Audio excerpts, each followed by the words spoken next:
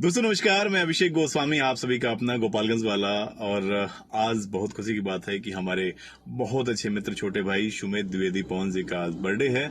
सुमित जी, आपको जन्मदिन की ढेर सारी शुभकामनाएं। ऐसे ही जैसे अपने जिले का नाम रोशन कर रहे हैं ऐसे करते रहें। सुमित जी सबसे पहले भोजपुरी बचाओ आंदोलन शुरू करने वाले व्यक्ति हैं। अपने गोपालगंज से शुरू किए थे। इनका चैनल था भोजपुरी बचाओ के नाम से। आजकल तो बहुत सारे लोग भोजपुरी के नाम पे अपना चैनल चला रहे हैं, अपना अपना रोटी सेक रहे हैं भोजपुरी बचाओ के नाम पे। लेकिन सबसे पहले सुमित जी ने शुरुआत किया था बहुत दिनों पहले, और हम लोग काफी सपोर्ट करते थे इन्हें भोजपुरी आंदोलन को लेके। और आज भी भोजपुरी की अस्मिता के लिए आवाज उठाते रहते हैं। बहुत अच्छा काम करते हैं, बहुत अच्छे गाना लिखते हैं। इनके गाने बहुत बड़े बड़े कलाकार गा चुके हैं।